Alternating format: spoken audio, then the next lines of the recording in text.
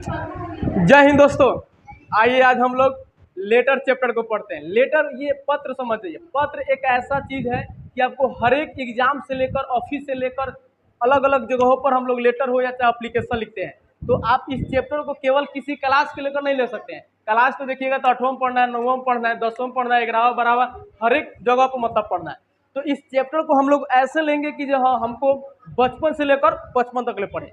और इसमें एक पैटर्न होता है, जिस पैटर्न को आप फॉलो कीजिएगा तभी आप मतलब लेटर को लिख पाइएगा। तो सबसे पहले यहाँ पर ध्यान दीजिए, जैसे कोई भी how to write a perfect letter. एक परफेक्ट लेटर कैसे लिखा जा सकता है तो समझिए। सबसे पहले मान लीजिए हम फादर के पास ही लिख रहे हैं। लेटर रिलेशन वालों के पास लेटर लिखा जाता है, और कहीं ऑफिस में यूज करना है तो एप्लीकेशन मत लिखते हैं। तो पहले हम लोग लेटर समझ लेंगे, इसके बाद एप्लीकेशन के बारे में हम लोग अगले वीडियो में समझेंगे।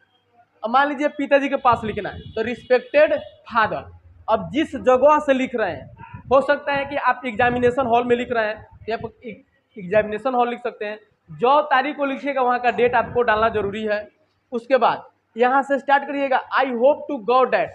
मैं ईश्वर के मतलब ईश्वर से आशा करता हूँ कि आप खुश होंगे, अच्छे होंगे, स्वस्थ होंगे। तो ये बात यहाँ पर डालना पड़ेगा। उसके बाद जो टॉपिक रहता है कि हाँ मुझे किताब खरीदना है, चाहे मतलब पैसा मंगाना है पिताजी से, जो भी कोई बात कहना है इसमें डाल देंगे। और उसके बाद हम लोग क्या लिखते हैं, so you give me dash dash करके आप मुझे ये कि काम करने चाहे देने जो भी है इस बात को यहाँ पर नोट कर देंगे। और लास्ट क्या होता है, योर लविंग सन या डाउटर, आपका प्यारा बेटा या बेटी। देखिए ये कोई परफेक्ट ये साचा बताया गया, एक साचा है कि जो इस तरीके से लिखना है। अब लिखने वालों के ऊपर निर्भर करता है, कोई बहुत भयानक हार्ड लिखा देता है, अब बच्चा सबको याद ना होता है। तो लेटर एप्लीकेशन ऐसा शॉर्टकट लिखिए ताकि आपको तुरंत फटाक से उस बात को याद हो जाए। अब देखिए यहाँ पर एक हम एग्जाम्पल के तौर पर एक ले लेते हैं, जैसे write a letter to your father to buy some books. अपने पिताजी के पास एक पत्र लिखिए जिसमें कुछ किताब खरीदने की बात हो। देखिए रिस्पेक्टेड फादर, आदरणीय पिताजी।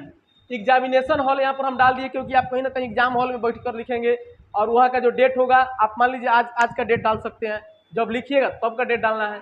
उसके बाद I hope to God that may you live long. मैं ईश्वर से आशा करता हूँ कि आप स्वस्थ होंगे, अच्छे होंगे, ठीक है। योर लेटर रिसीव्ड मी, आपका पत्र मुझे प्राप्त हुआ। नाउ ए डेज, आजकल, आई हैव सम प्रॉब्लम्स, मेरे पास कुछ समस्या है। The exam is coming soon, मतलब एग्जाम क्या आ रहा है, नजदीक आ रहा है। And I have no books, और मेरे पास कोई किताब नहीं है। टू रीड, पढ़ने के लिए। In this way my study is disturb, इस प्रकार मेरा पढ़ाई क्या हो गया है, डिस्टर्ब हो गया है। सो इसलिए you buy some books to me, आप मेरे लिए किताब खरीद दीजिए। एट लास्ट, और अंत में, I am waiting your next letter, मैं आपके अगले पत्र का इंतजार करूंगा। योर लविंग सन, बेटा है तो लविंग सन, बेटी है तो योर लविंग डाउटर। और इस प्रकार एक जो है जो चौथाई छोड़ा गया है इसको समझ लीजिएगा लोग।